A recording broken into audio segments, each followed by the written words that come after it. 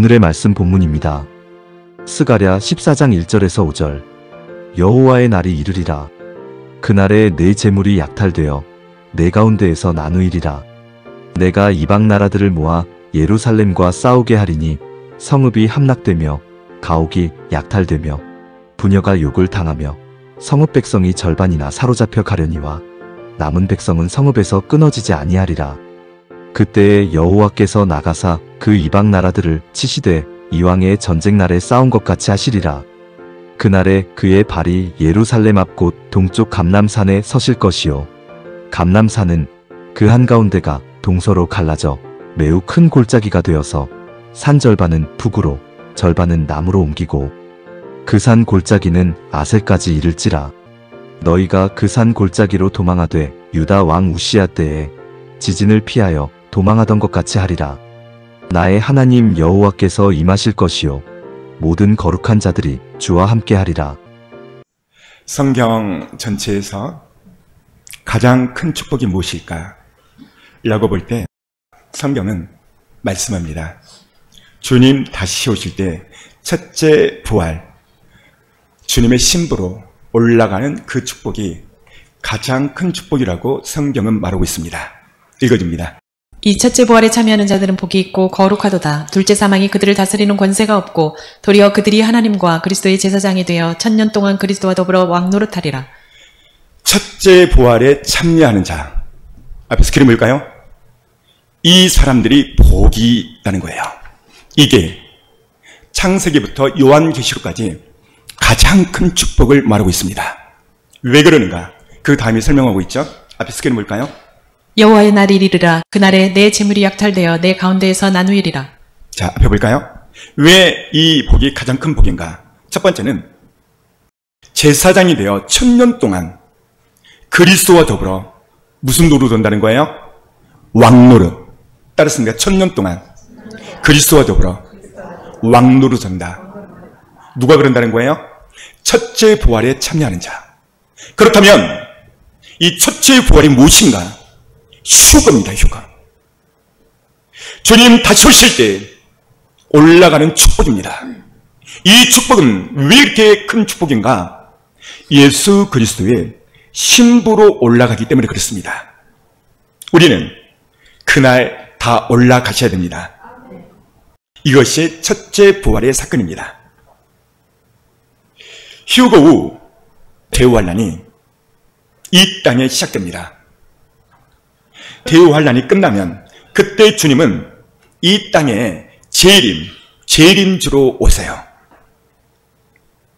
그렇다면 과연 우리는 늘 공중휴거에 대해서 늘 강조를 하고 선포를 했습니다. 오늘은 예수께서 이 땅에 과연 재림을 하는가? 이게 과연 성경에 있는가? 오늘 말씀은 이 재림에 대해서 언급을 할까 합니다. 그 부분이 스가랴 14장에 나옵니다. 예수님이 지상 재림의 목적이 있어요. 첫 번째는 짐승의 정부, 적그리스도, 사단 마귀를 심판하기 위한 재림입니다. 두 번째, 휴거되지 못하고 666표를 받지 않고 살아남은 자들을 위한 재림이에요. 얼마 전 이스라엘은 이란의 핵시설을 타격했습니다. 그리고 미국도 이란의 핵시설을 타격했습니다. 마지막 때는 성경은 핵전쟁이 일어날 것이라고 예언하고 있어요. 우리는 지금 긴박한 상황 가운데서 살아가고 있습니다. 재림은 두 번 재림합니다. 첫 번째는 공중으로 오시고 두 번째는 대환란이 끝나고 이 땅으로 재림하십니다. 스가랴 14장은 예수님이 이 땅에 재림을 예언하고 있어요. 14장 1절을 보면 그 다음 9절 여호와의 날이 이르리라. 그날에 내 재물이 약탈되어 내 가운데에서 나누이리라. 앞에 보니까 여호와의 날이 이르리라. 여호와의 날. 여기서 여호와의 날은 공중 재림이 아니라 이 땅의 재림의 날을 말합니다. 심판의 날을 의미하죠. 그날에 그때 아랍국 나라들이 연합해서 이스라엘 향하여 침공합니다. 내 재물이 약탈되며 내 재물, 여기에 내는 이스라엘을 가리킵니다. 이스라엘도 그날 큰 피해와 타격이 있다는 것을 말하고 있어요. 2절 읽어줍니다. 내가 이방 나라들을 모아 예루살렘과 싸우게 하리니. 이방 나라들, 이 이방 나라들을 모은다는 거예요. 여기에서 이방 나라가 누군가? 아랍국 연합 나라들입니다.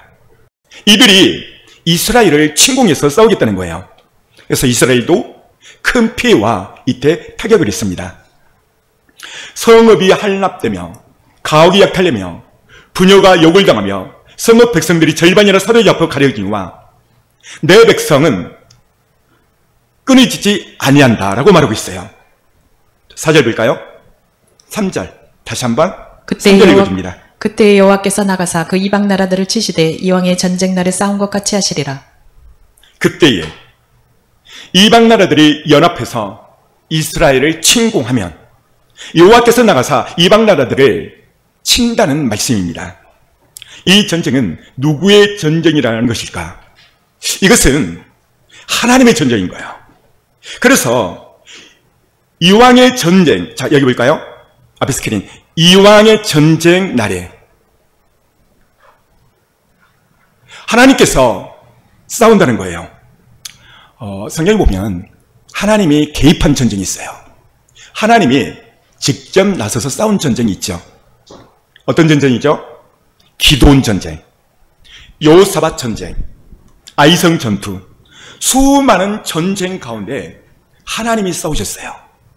그런데요, 하나님이 이끈 전쟁은 항상 승리로 이끌었다는 것이에요. 4절 읽어줍니다. 그날에 그의 발이 예루살렘 앞 곧 동쪽 감람산에 서실 것이요 감람산은 그 한가운데가 동서로 갈라져 매우 큰 골짜기가 되어서 산 절반은 북으로 절반은 남으로 옮기고.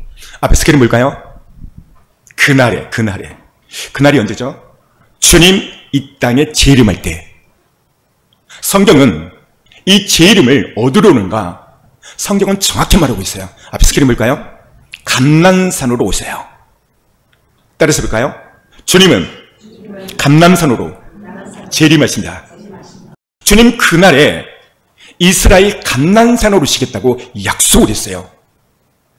한라산이 아니고 백두산이 아니고 이스라엘 감람산입니다. 이 부분을 사도행전에서 똑같이 예언을 하고 있는데요. 읽어줍니다. 이르되 갈릴리 사람들아 어찌하여 서서 하늘을 쳐다보느냐 너희 가운데서 하늘로 올려지신 이 예수는 하늘로 가심을 본 그대로 오시리라 하였느니라. 11절 보면 승천입니다. 어디로? 하늘로. 전사들이 말합니다. 왜 하늘로 올라가는 그분을 바라보느냐? 하늘로 올라가는 그 예수 그리스도는 너희가 본 그대로 오시겠다. 오시는 장소가 어딘가? 12절. 제자들이 감람온이라 하는 산으로부터 예루살렘에 돌아오니 이 산은 예루살렘에서 가까워 안식일에 가기 알맞은 길이라. 예수님은 감람온 여기 보니까 감람산으로 본 그대로 오시겠다고 설명하고 있어요. 할렐루야. 주님 어디로 오신다고요? 그렇습니다. 지금 말씀하고 있잖아요. 그날 어떻게 오는가? 여기 보니까 14장 5절 읽어줍니다. 그 산 골짜기는 아셀까지 이를지라 너희가 그 산 골짜기로 도망하되 유다 왕 우시야 때의 지진을 피하여 도망하던 것 같이 하리라. 나의 하나님 여호와께서 임하실 것이요 모든 거룩한 자들이 주와 함께 하리라. 여기 보니까 그날 모든 거룩한 자들과 함께 하리라. 여기 모든 거룩한 자가 누구를 말할까요? 희우고 신부를 말해요. 그러니까 그날 희우고 신부들이 거룩한 자들이죠. 그때 함께 그 감람산에 임한다는 거예요. 우리는 거룩한 신부가 되길 사모하며 그날을 기다려야 됩니다. 그렇다면 왜 이 시대의 수많은 성도들이 주님 다시 오심을 사모하지 않을까요? 저는 이 부분을 몸소 체험을 많이 합니다. 주님 은혜로 수온천에서 혼자 전도를 합니다. 지난주도 계속 전도를 했는데요. 제가 수온천에 다니는 사람들에게 예수님 속히 오십니다. 그러면 대부분 깜짝깜짝 놀래요. 그리고 물어요.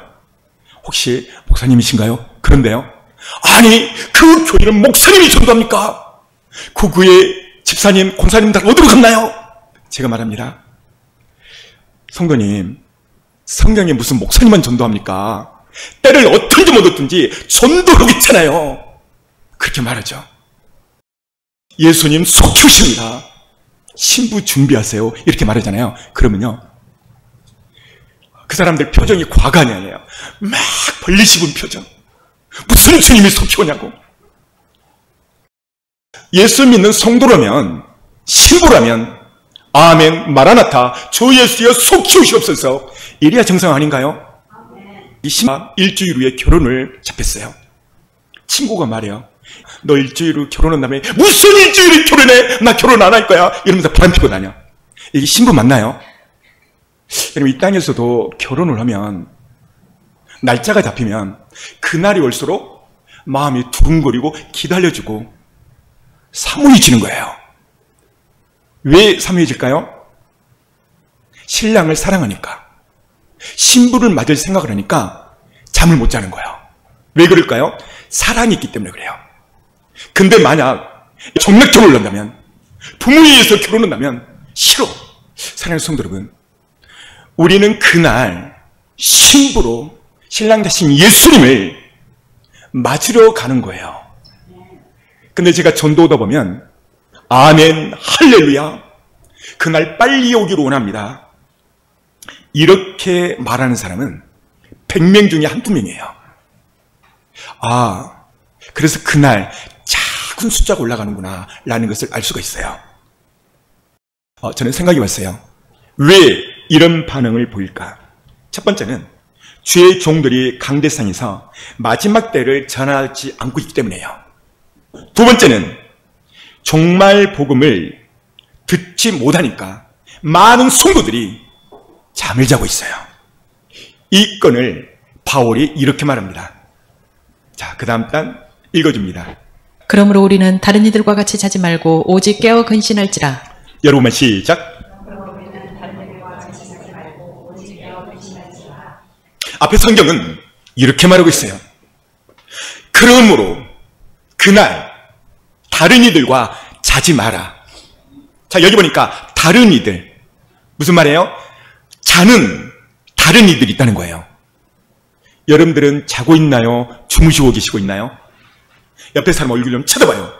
자고 있는지 아니면은 졸고 있는지 깨어 있는지. 성도는요, 둘 중에 하나예요.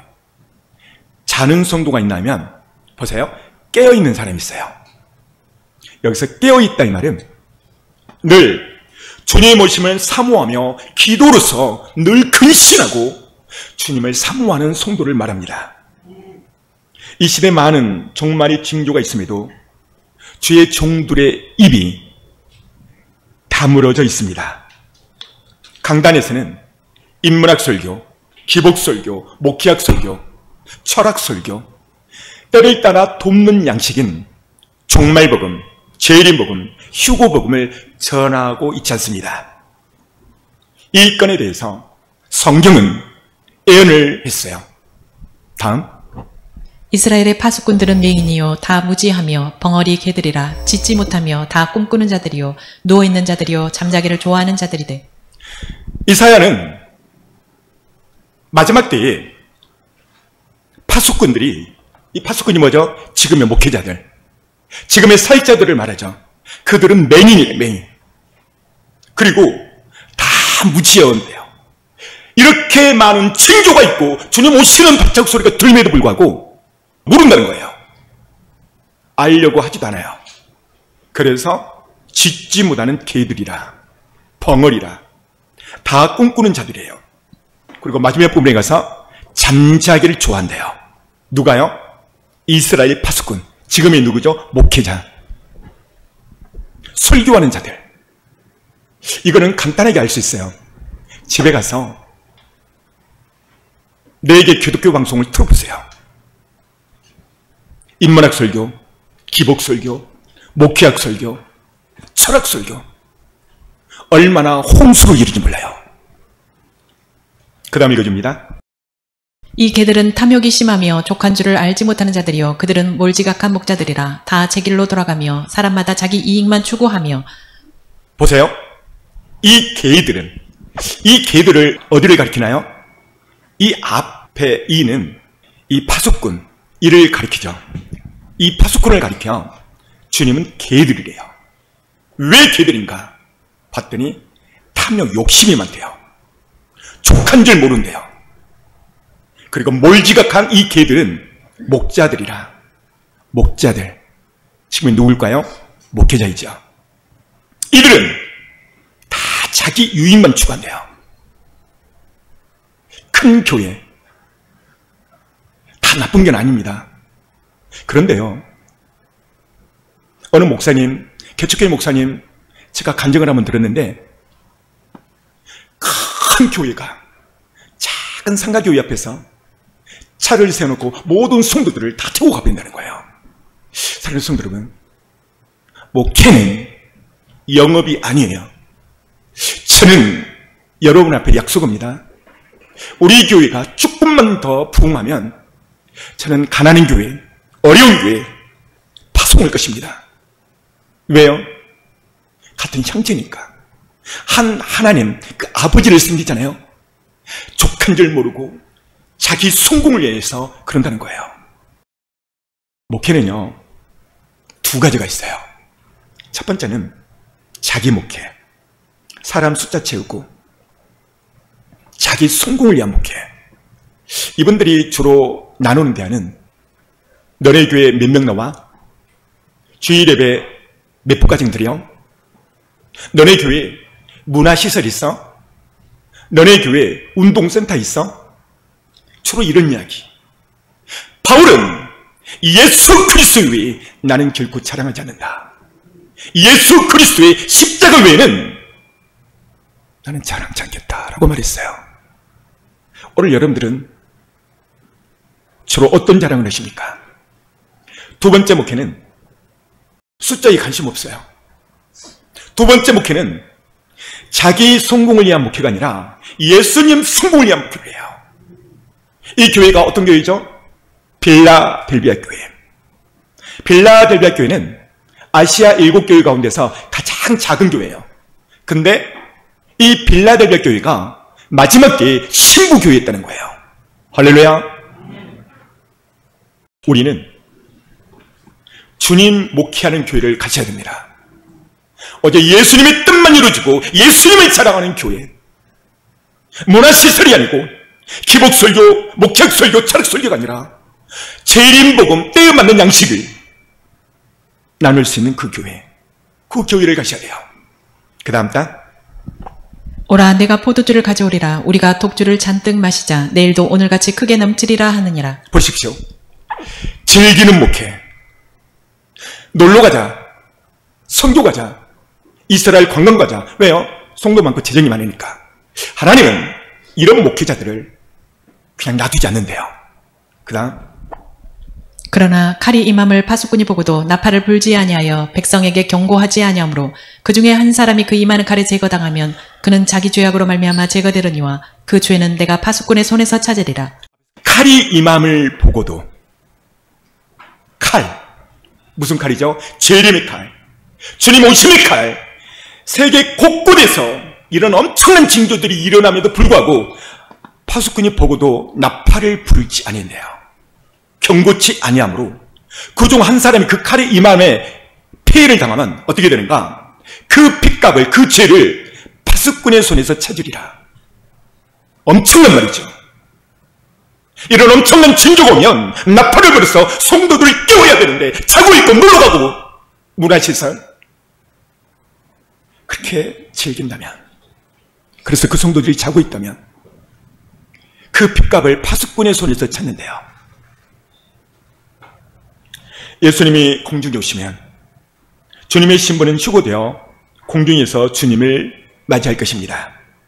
그리고 이 땅은 대환란으로 이어집니다. 주님은 이 대환란이 얼마나 큰지 예수님이 친히 말했어요. 읽어줍니다. 이는 그때에 큰 환란이 있겠음이라. 창세로부터 지금까지 이런 환란이 없었고 후에도 없으리라. 여기 보십시오. 그때에 종말의 때에 휴고된 이후 큰 환란이 있겠다고 앞에서 그림입니다. 환란이 있겠대요. 이 환란은 창세로부터 지금까지 이런 환란이 없고 후에도 없대요. 그러니까 예수님이 이렇게 강조할 정도면요, 어마무치한 환란이 있겠다는 거예요. 이 부분을 사도 요한은 이렇게 요한계시를 통해서 표현했어요. 첫 번째, 전 인류의 3분의 1이 죽을 것이다. 이를 성신이 제약하는 못하고 별들이 떨어질 것이다. 해와 달이 빛을 잃어버릴 것이다. 바다의 3분의 1이 피가 될 것이다. 마실 물이 없어서 그날 목말라 죽을 것이다. 적그리스도는 666표를 가지고 휴고되지 못한 성도들의 팔과 다리를 자를 것이다.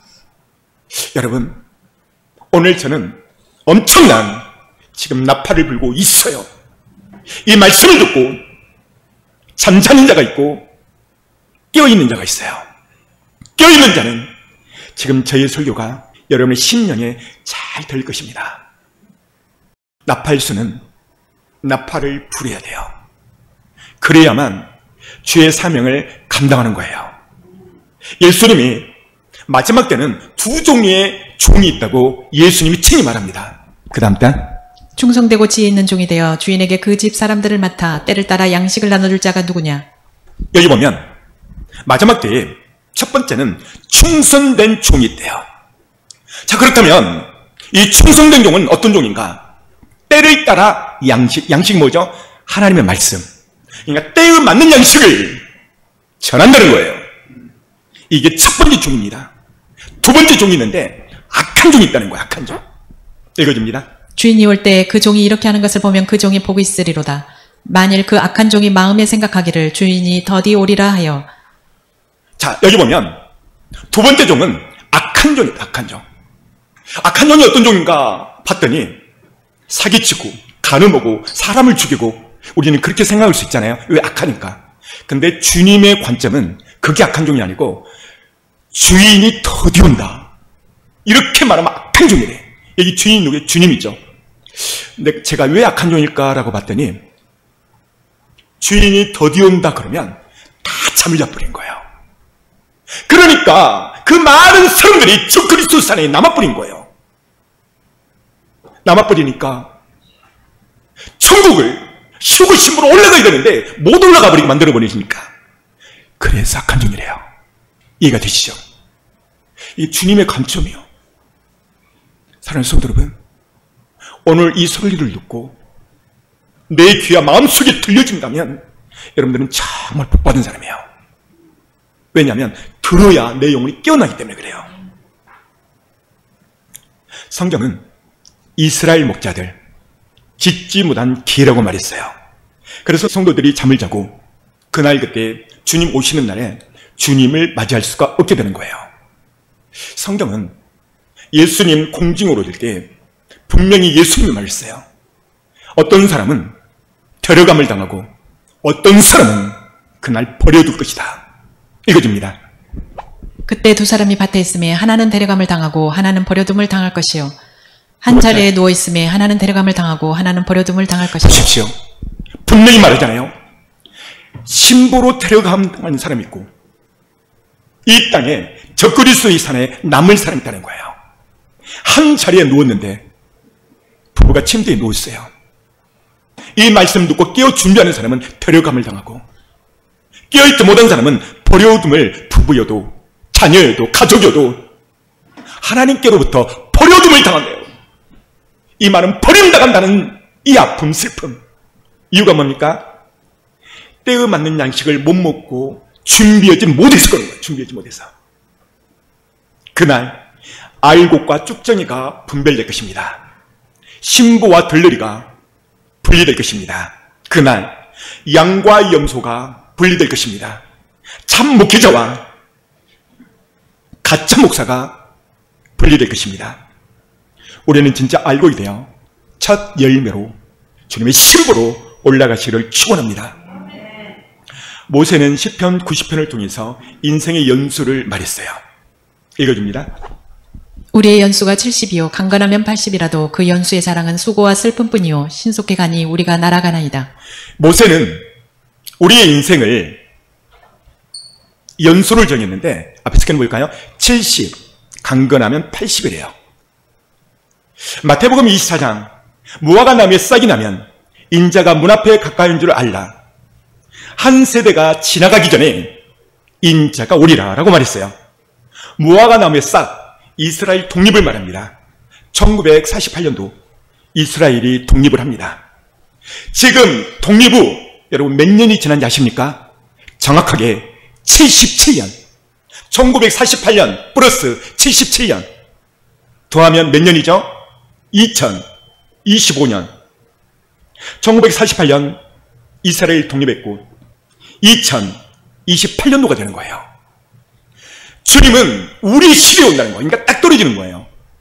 그렇다면 이 강단에서 28년도에 주님 꼭 오실 겁니다 라고 강력히 선포하고 주장해버리면 저는 새로운 이단이 나오는 거예요. 제가 분명히 28년도 정확히 온다고 말하지 않았어요. 그 시즌에 온다는 거예요. 그 시즌. 왜 그러느냐? 그날은 아버지도 모르고 천사도 모른다고 했거든요. 우리는 성경을 빗나가면 안 되는 거예요. 대충 어느 시점에 오겠다라는 것을 인지하란 말이에요. 인지. 한 세대가 지나가기 전에 지금 그 한 세대가 우리 세대. 제가 왜 이렇게 확신 있게 설교하냐면 중2 때 제가 예수 믿는 지 얼마 안 될 때에 제가 뭐 알겠어요. 성경도 다 읽어봤는데 어느 날 하나님께서 마태복음 24장이 어딘지도 모르죠. 근데 24장을 저에게 보여주셨어요. 정말 마태복음 24장을 그대로 보여주셨어요. 그러니 제가 얼마나 확신이 있겠어요. 주님이 그랬어요. 내가 내 때에 가리라. 지금 저희 때예요. 우리 때입니다. 그래서 우리는 이 말씀을 듣고 깨어나셔야 됩니다. 우리는 지금 이 시점이 마지막 때의 끝자락에 살고 있습니다. 모세는 갑자기 광야에서 주님의 재림을 말하고 있어요.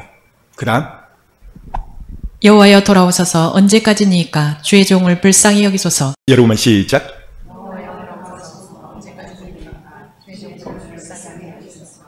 모세는 늘 하나님과 대면했던 사람이죠. 그런데 갑자기 광야에서 기도가 바뀌어요. 뭐라고 말하냐면 여호와여 돌아오소서. 따라서 여호와여 돌아오소서. 여기에서 여호와여 돌아오소서 이 말은 주의 재림을 가리키는 거예요. 그리고 11절은 그 다음 누가 주의 노여움의 능력을 알며 누가 주의 진노의 두려움을 알리까. 11절은 누가 주의 노여움을 누가 알릴까. 주의 노여움 7년 대환란을 의미합니다. 지금 시대의 교착점에 우리는 살고 있어요. 우리는 정신을 바짝 차려야 됩니다. 신랑을 사모하며 예복을 준비하는 것이 지금 이 시대의 가장 큰 축복인 것입니다. 시편 91편도요. 주님의 재림을 말하고 있어요. 읽어줍니다. 어두울 때 퍼지는 전염병과 밝을 때 닥쳐오는 재앙을 두려워하지 아니하리로다. 여기 보면 어두울 때, 재림의 때, 전염병, 그날, 종말의 때, 여러분 코로나 아시죠? 엄청난 타격이 심했죠? 이 재앙이 그날 임한다는 것이죠. 그 다음 1000명이 내 왼쪽에서 10,000명이 내 오른쪽에서 엎드려지나 이 재앙이 내게 가까이 하지 못하리로다. 여기 보면 1000명이 내 왼쪽에서 10,000명이 내 오른쪽에서 엎드려지나 이 말이 뭔 말이에요? 이것은요 핵전쟁을 말하는 거예요. 여러분 핵이 터지면 그 방사성으로 인해서 빛이 쬐버리면 한순간 다 타버려요. 그러니까 내 왼쪽에서 1000명이 내 오른쪽에서 10,000명이 엎드려진다. 타버리는 엄청난 재앙이 그날 있다는 거예요. 지금 전 세계가 핵을 걸어놓고 있어요. 지금 정말 우리는 마지막 때에 살고 있는 것입니다. 시편 91편은 재림장이고 7년 대환란, 예수님이 직접 오셔서 악인들을 심판할 거라고 말하고 있습니다. 그날을 준비된 자는 춤을 출 것이고 그날이 준비되지 못한 자는 두려움에 떨 것입니다. 지금은 준비해야 될 때입니다. 지금 우리는 공중으로 오실 주님 맞을 준비를 해야 되는 것이죠. 하나님은 단 한 번도 이 땅을 멸할 때에요, 그냥 멸한 적이 없어요. 반드시 기회를 주셨어요. 첫 번째, 홍수로 멸망시킬 때도 하나님은 노아를 통해서 그 시대 사람들을 기회를 주세요. 두 번째, 소돔성 멸망. 누구를 통해서 기회를 주죠? 아브라함을 통해서 기회를 줘요. 세 번째, 니느웨 성 멸망. 누구를 통해서 기회를 주죠? 요나를 통해서. 회개해야 된다.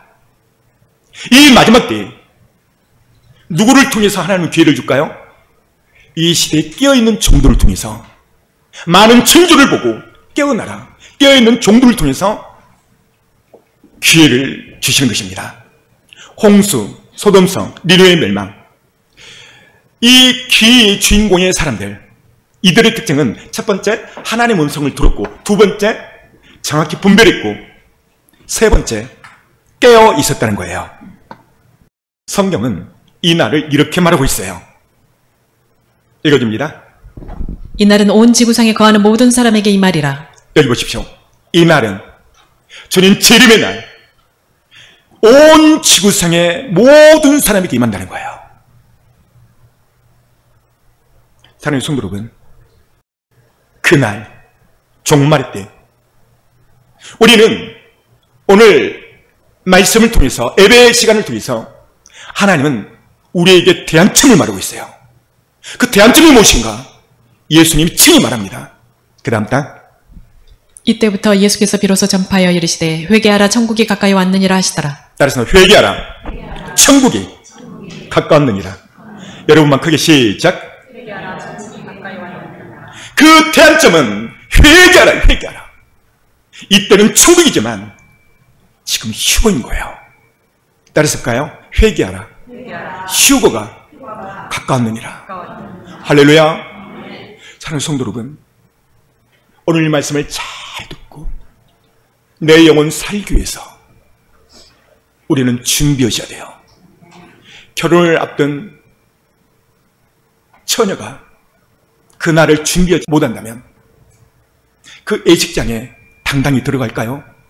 못 들어갑니다. 회개가 왜 이렇게 중요한가? 읽어줍니다. 자기 두루마기를 빠는 자들은 복이 있으니 이는 그들이 생명나무에 나아가며 문들을 통하여 성에 들어갈 권세를 받으려 함이로다. 여기 보니까 회개가 왜 중요한가? 두루마기. 이 두루마기가 뭐예요? 예복이에요, 예복. 회개는 예복을 준비하는 거예요. 할렐루야. 그래서 예복을 빠는 자가 복이다. 왜 그러는가? 성에 들어갈 권세를 얻으니까. 여기에 성은 공경에 오신 휴거입니다. 휴거에 들어갈 그 첫 번째가 회개. 오늘 말씀하고 있잖아요.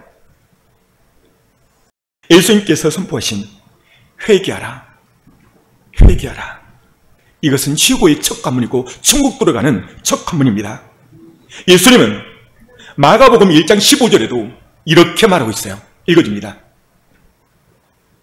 때가 찼고 하나님 나라가 가까웠으니 회개하고 복음을 믿으라 라고 말했어요.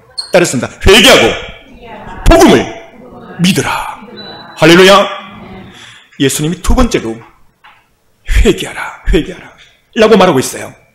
그 다음 딱 읽어줍니다. 이때부터 예수께서 비로소 전파하여 이르시되 회개하라 천국이 가까이 왔느니라 하시더라.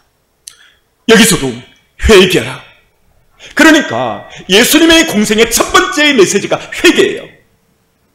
세례 요한도 첫 번째 메시지가 회개하라, 천국이 갖고 왔다.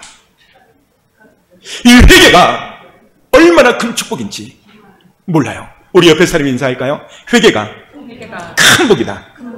할렐루야. 앞에 스크린 봅니다. 자, 그렇다면 이 회개가 헬라어로, 언어로 뭔가라고 봤더니 메타노에오라는 단어를 쓰고 있어요.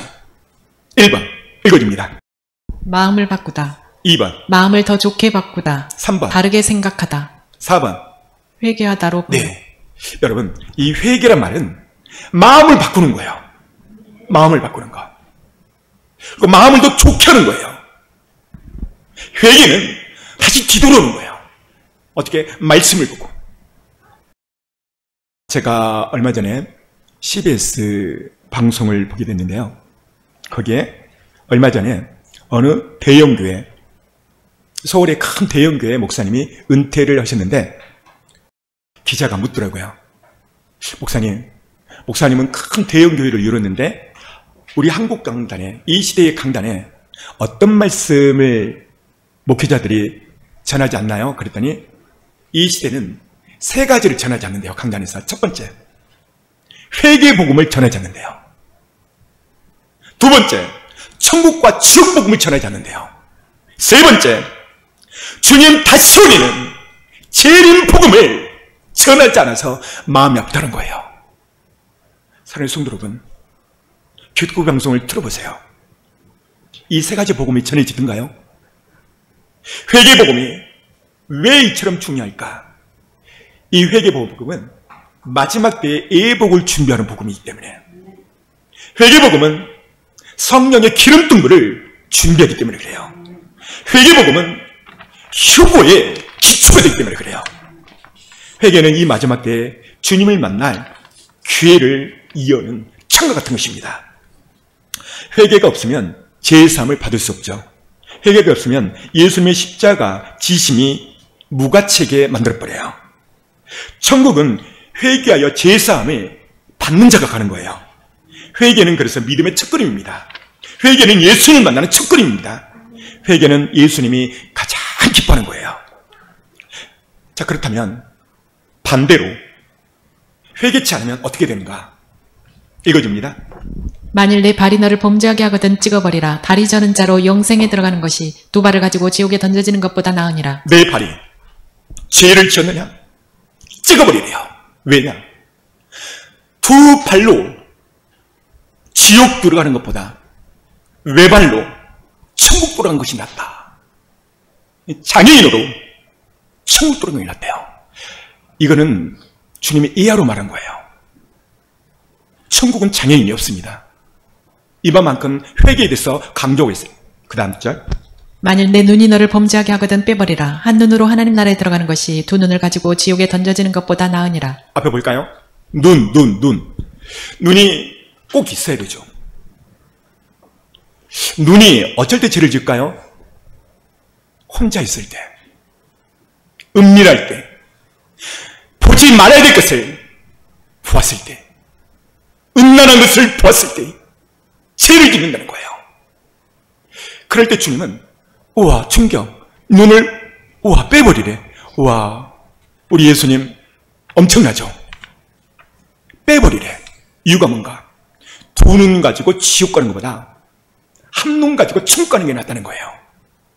죄가 이렇게 무서운데 그 다음 구절. 거기에서는 구더기도 죽지 않고 불도 꺼지지 아니하리라. 우와 거기는 구도도 죽지 않고 불도 안 꺼진대요. 그 다음. 사람마다 불로서 소금치듯함을 받으리라. 그렇습니다. 어디가 그렇다는 거예요? 지옥이.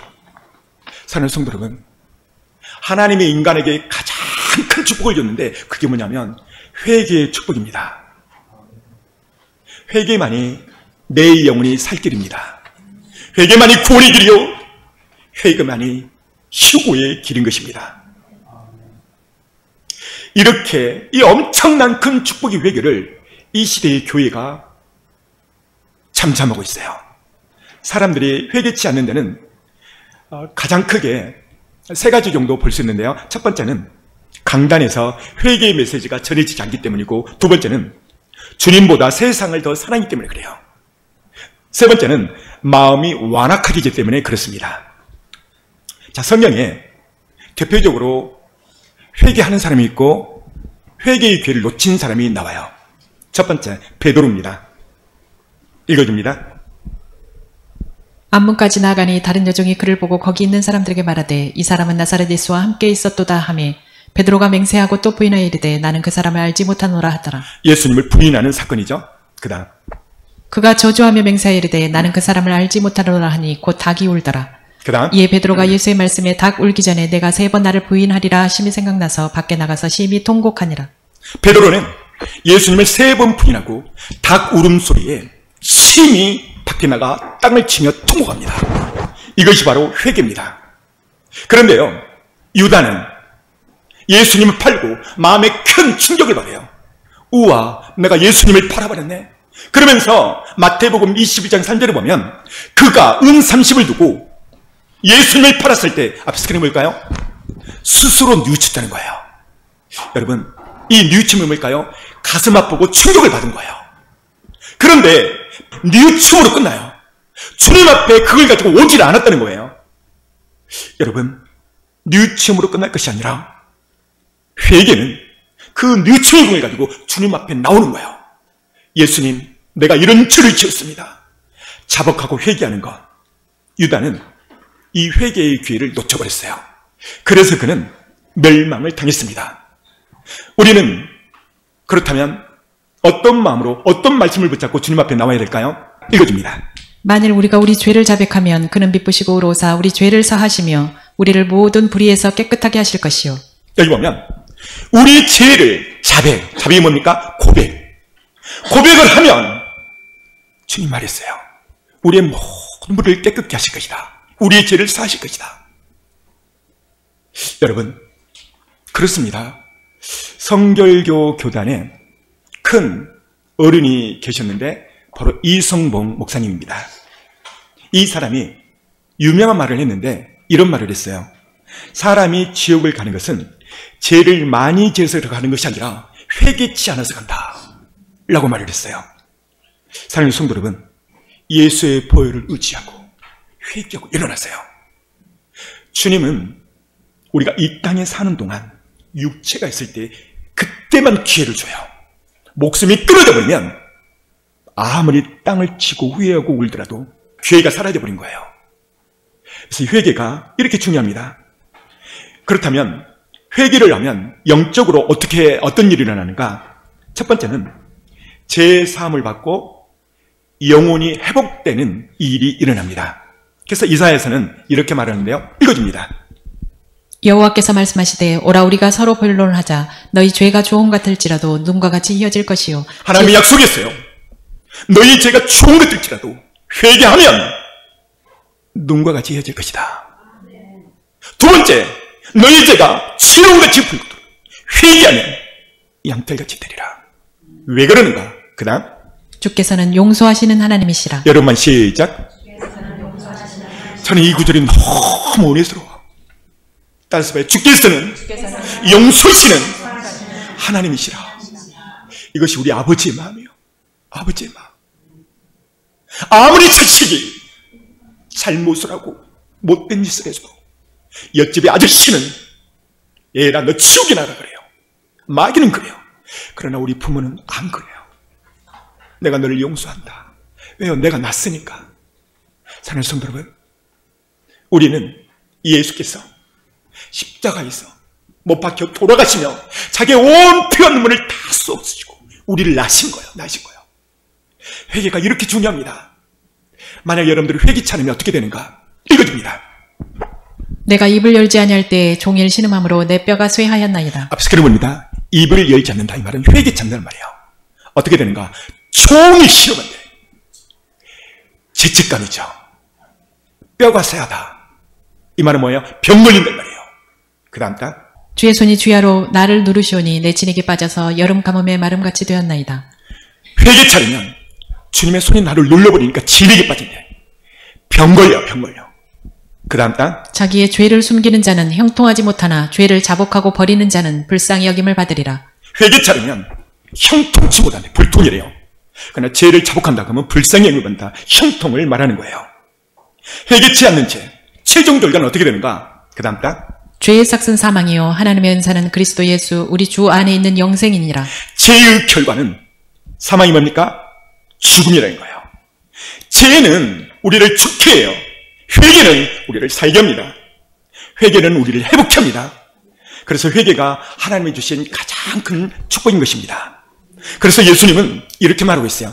다음 허물의 사함을 받고 자신의 죄가 가려진 자는 복이 있도다. 허물의 사함을 받고 죄의 해결을 받고 죄가 가려진 자, 죄의 사함을 받는 자 앞에 볼까요? 그 사람이 복되다는 거예요. 복되다. 마지막으로 회개할 때 하늘문이 열립니다. 읽어줍니다. 너희 허물이 이러한 일들을 물리쳤고 너희 죄가 너희로부터 좋은 것을 막았느니라. 보십시오. 죄가 막았대. 회개하면 하늘문이 열리는 거예요. 그 다음 딱. 자기 두루마기를 빠는 자들은 복이 있으니 이는 그들이 생명나무에 나아가며 문들을 통하여 성에 들어갈 권세를 받으려 함이로다. 두루마기, 예복이죠.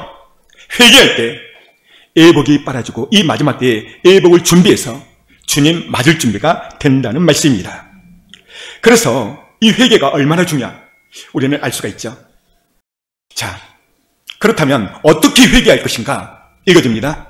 여호와의 말씀에 너희는 이제라도 금식하고 울며 애통하고 마음을 다하여 내게로 돌아오라 하셨나니. 앞에 볼까요? 울며 애통하며 돌아오라 이 말은 회개.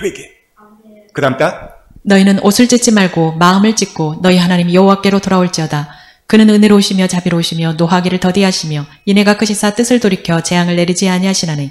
울며 애통하고 옷을 찢지 말고 마음을 찢고 여호와께 돌아오라 이 말은 회개라 이 말이에요. 하나님은 노하기를 더디하신다고 말하고 있어요. 자신의 죄를 통회하고 울며 애통하는 것, 여러분 이것을 하나님이 귀하게 보시는 거예요. 그 다음 딱. 여호와는 마음이 상한 자에게 가까이 하시고 중심에 통회하는 자를 구원하시도다. 뭐 때문에 마음이 상해하다는가? 자신의 죄 때문에 애통하고 통회할 때 하나님은 이 사람을 가까이 한대요. 그 다음 딱. 하나님께서 구하시는 제사는 상한 심령이라. 하나님이여 상하고 통회하는 마음을 주께서 멸시치 아니하시리이다. 보십시오. 하나님 어떤 사람을 기뻐하는가? 마음이 상한 자, 어떤 때문에? 자기 죄 때문에 통회하고 자복하는 자, 이 사람을 하나님이 가까이 하시고 기뻐하신다는 거예요. 그래서 우리가 해야 될 것은 그 다음. 눈물을 흘리며 씨를 뿌리는 자는 기쁨으로 거두리로다. 눈물을 흘리며 애통하며 회개할 때 기쁨을 얻는다고 말하고 있습니다.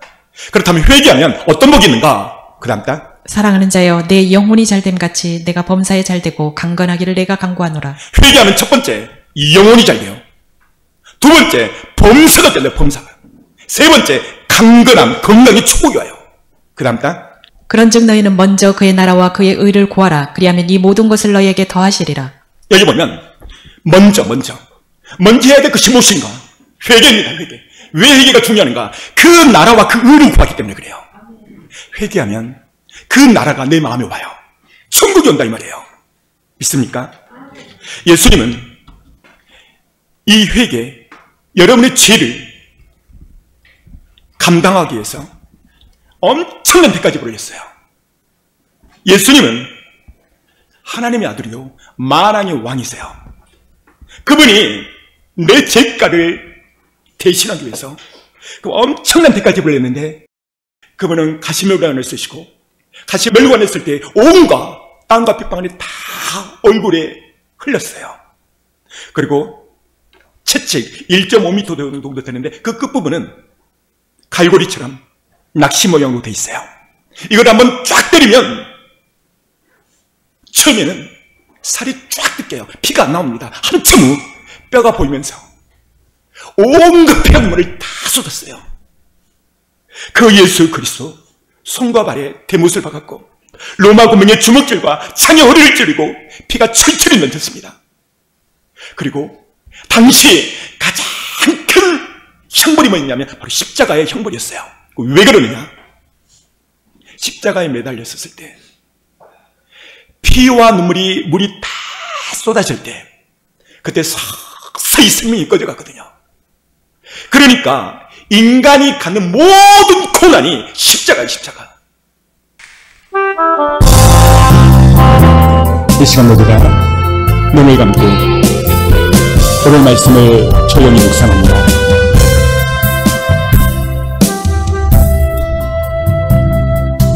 피의 힘이 없이는 제사함이 없느니라.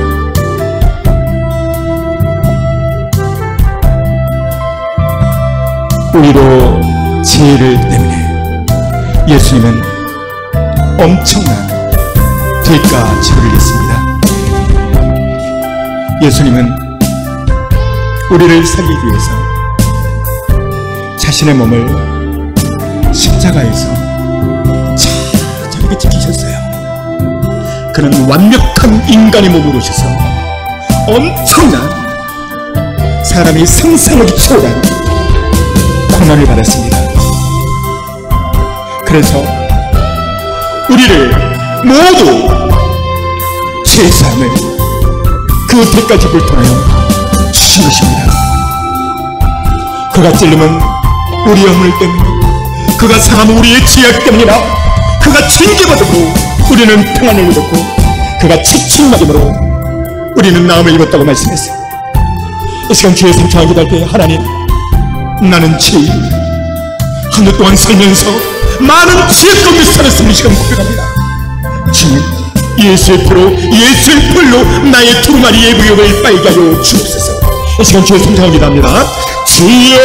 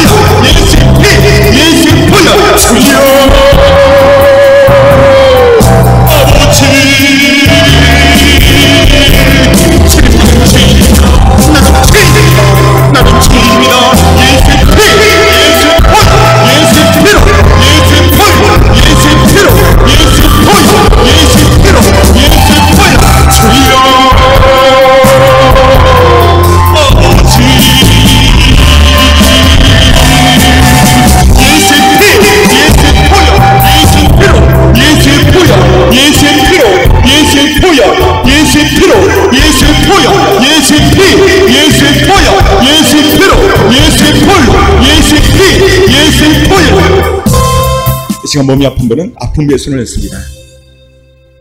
아픈 배에 손을 얹고, 문제가 있는 사람은 두 손을 가슴에 얹습니다. 걸어가신 주님, 몸이 아픕니다. 어깨가 아픕니다. 가슴이 아픕니다. 머리에서 발끝까지 이 시간 예수의 피를 뿌리고 바르고 듣습니다. 예수께서 채찍맞음으로 너의 모든 병을 고쳐졌느니라. 하나님, 이 말씀으로 선포합니다. 저들의 모든 병을 고쳐주옵소서. 귀의 병, 귀의 안 들림, 속의 병, 암덩어리, 유방암, 사과면역질환, 이 시간 선포할 때 이 시간 파쇄시켜 주옵소서.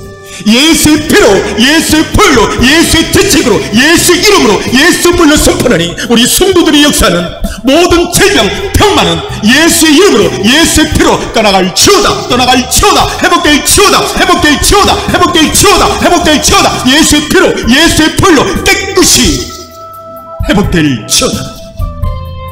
하나님, 기도점을 있고, 답답함이 있고, 마음의 괴로움이 있고, 믿음으로 가슴에 소원했습니다. 이 시간 선포할 때 그 모든 문제가 변하여 풀어지고 축복이 되게 하여 주옵소서.